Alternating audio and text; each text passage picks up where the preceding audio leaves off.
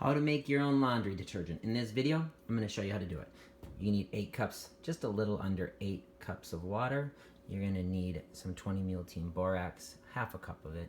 You're going to need a half a cup of Dawn and a half a cup of washing soda. And I'm going to show you super quickly how this is done. You're also going to want to have 2 funnels. If you don't have a dry funnel, it's actually super easy. You just take a sheet of paper, spin it into a tube, and then pour it in.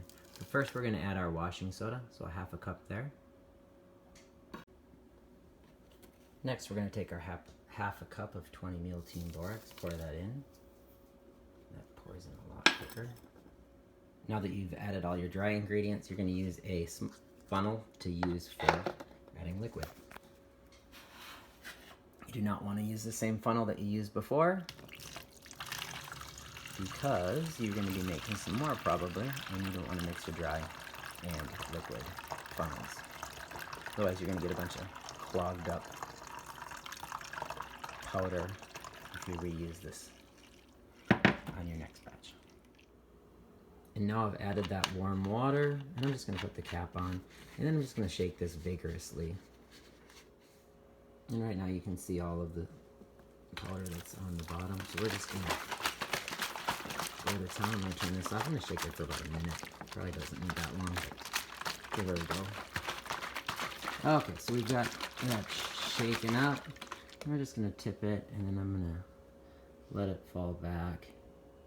And then you can see there's still some condensate right there at the bottom, but the majority of it has, just at this little piece here, has dissolved. We're just going to take our half a cup of dish soap, and we'll just pour that in. Let's put a little, you can just do a little bit more if you want to make sure you get a half a cup, but ingredients don't have to be exactly perfect, just so you get them close.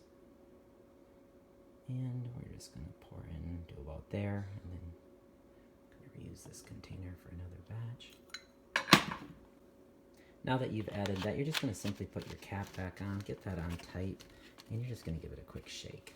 And then I save my 150 fluid ounce 100 load Arm&Hammer commercial laundry detergent bottle, and when that is empty, I take one of my 2-liter bottles, I pour it into that container, and then I top it off with water, and then that way I can continue to use the cap as a measuring device. In the comments below, please post any suggestions that might help others, what I could change, or what you liked about it, or what you didn't like.